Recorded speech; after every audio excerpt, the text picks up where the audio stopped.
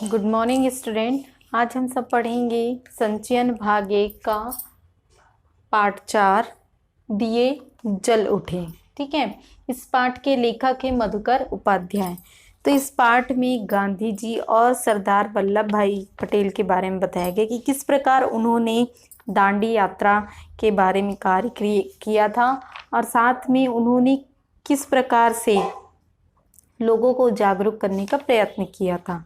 तो चलिए हम पाठ को पढ़ते हैं। रास के बूढ़े बरगद ने वह दृश्य देखा। दांडी कूच की तैयारी के सिलसिले में वल्लभ भाई पटेल 7 मार्च को रास पहुंचे।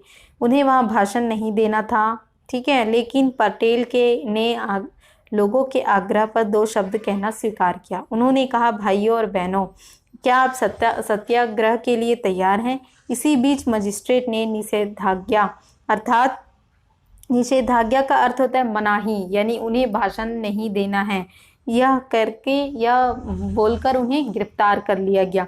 यह गिरफ्तारी स्थानीय कलेक्टर शिल्डी के आदेश पर हुआ, जिसे पटेल ने पिछले आंदोलन के समय अहमदाबाद से भगा दिया था।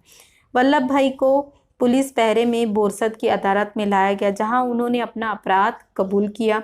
जज को समझ नहीं आ रहा था कि वह उन्हें किस धारा के तहत सजा दे। 8 लाइन का अपना फैसला लिखने में उन्हें कितना समय लगा? 1.5 घंटा, क्योंकि देखा जाए तो सरदार वल्लभ भाई की ऐसी कोई भी गलती नहीं थी। पटेल को 500 रुपये जुर्माना और 3 महीने की जेल हुई।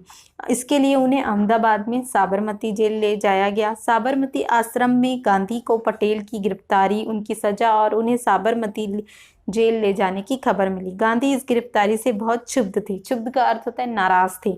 उन्होंने कहा कि अब दांडी कूच की तारीख बदल सकती है। वह अपने अभियान में 12 मार्च से पहले रवाना हो गए। आश्रम में एक आदमी यह हिसाब लगा रहा था कि मोटर कार से बोरसद से साबरमती जेल में कितना समय लगेगा, जेल का रास्ता कैसा होगा। अर्थात सभी लोग सरदार वल्लभ भाई पटेल को लेके जा रहे थे, तो सभी लोग एक बार उनसे मुलाकात करना चाहते थे। पटेल ने कार में बैठते हुए आश्रम वासी और गांधी से कहा, मैं चलता हूँ, अब आपकी पारी। तो उन्होंने कहा कि अब आप इस मोर्चे को संभालिए। पटेल की गिरफ्तारी पर देश भर में प्रतिक्रिया हुई। दिल्ली में मदन मोहन मालवीय ने केंद्रीय असेंबली में एक प्रस्ताव भेजा कि जिसमें बिना मुकदमा चलाए पटेल को जेल भेजने के सरकारी कदम की भर्त्सना अर्थात निंदा हुई।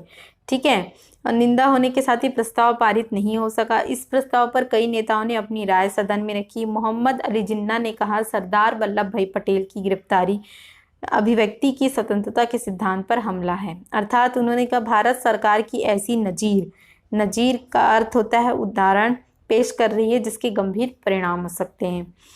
तो सभी लोग सरदार वल्लभ भाई के गिरफ्तारी के खिलाफ थे, क्योंकि सभी का कहना था कि ऐसी कोई बहुत बड़ी गलती नहीं की थी जिसके लिए उन्हें सजा दी गई। गांधी के रास पहुंचने के समय वह कानून लागू था जिसके तहत पटेल को गिरफ्तार किया गया था। सत्याग्रहियों ने अपनी ओर से तैयारी पूरी कर ली और रास में गांधी जी का भव्य स्वागत हुआ। भव्य का अर्थ होता है शानदार स्वागत हुआ। दरबार समुदाय के लोग इसमें सबसे आगे थे। दरबार गोपाल दास और रविशंकर महाराज वहां मौजूद थे। गांधी ने अपने भाषण में दरबारों का खास तौर पर उल्लेख किया। कुछ दरबार रास में रहते थे, पर उनकी मुख्य बस्ती कनकापुरा और उससे सटे गांव देवण में है। दरबार लोग रियासतदार होते थे। रियासतदार मतलब उस इलाके के मालिक होते थे। उनकी सादगी थी, ऐशोआराम की जिंदगी थी, एक तरह का राज पड़ता। दरबार सब कुछ छोड़कर यहाँ आकर बस गए। गांधी ने कहा, इनसे आप त्याग और हिम्मत सीखे। अखिल भारतीय कांग्रेस कमेटी की बैठक 21 मार्च को साबरमती के तट पर होने वाली थी। जवाहरलाल नेहरू इस बैठक से पहले गांधी से मिलना चाहते थे।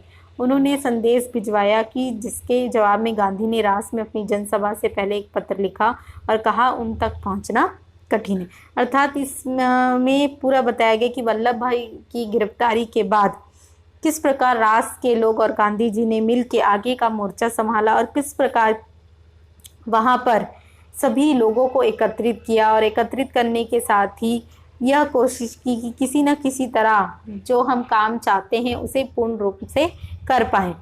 तो सभी लोग कनकापुरा में 105 साल की एक बूढ़ी महिला ने गांधी जी का माथे से तिलक लगाया और कहा, महात्मा जी, स्वराज लेकर जल्दी वापस आना। अर्थात सभी लोग यह चाहते थे कि स्वराज हमें मिल जाए। ठीक है, उसके साथ ही गांधी की जनसभा का निर्धारित समय 8 बजे था, लेकिन कनकापुरा पहुंचने में देरी हुई। इसके कारण उन्हें 1 घंटे के लिए स्थगित कर दिया गया। जनसभा में गांधी ने ब्रितानी कुशासन का जिक्र किया, अर्थात उन्होंने जो ब्रिटेन शासन है उनकी वे किस प्रकार की नीति अपनाते थे जिससे हमारे देश को बहुत नुकसान होता था। हमारे ब्रिटिश हुकूमत, मतलब हमारे देश में ब्रिटिश हुकूमत था, तो अंग्रेज किस प्रकार से हमारी भारतीय जनता को परेशान करते, इन सब के बारे में उन्होंने बातें कही। उसके बाद फिर गांधी जी मही के तट पर उस धूप अंधेरी रात में मेला जैसा लगा हुआ था, भजन मंडलियाँ थी और पूरे दंडिया लिखा है यहाँ पे, तो डांडिया रास में निपुण दरबार थे। उनके गीत बोले गए, देखो गांधी का दांडिया रास, देखो वल्लभ का दांडिया रास, दांडिया रास सरकार का नाश, देखो विट्ठल का दांडिया रास, देखो भगवान का दांडिया रास। इस प्रकार की बातें बोलते हुए वहाँ के लोग गांधी जी को महिसागर से पार कराए। ठीक है, महिसागर नदी का किनारा भर गया, पानी चढ़ा है। गांधी झोपड़ी से बाहर निकले और घुटनों तक पानी में चलकर नाव तक पहुंचे। अर्थात इस प्रकार उन्होंने ये सारे काम करते हुए रात से मही तट तक पहुंचते हुए उन्होंने अपनी यात्रा को संभाला। और दांडी की जो यात्रा थी, अर्थात ब्रिटिश शासन के खिलाफ जो उनकी एक कहा जा सकता है कि उनके खिलाफ एक मोर्चा जो था, उसे उन्होंने बखूबी संभालने का प्रयत्न किया। वल्लभ भाई ने भी बहुत कार्य किए, परंतु उन्हें बीच मझधार में छोड़ना पड़ा क्योंकि उन्हें जेल की सजा हुई थी। इस पाठ में यही बताया गया है कि गांधी जी दिए जल उठे।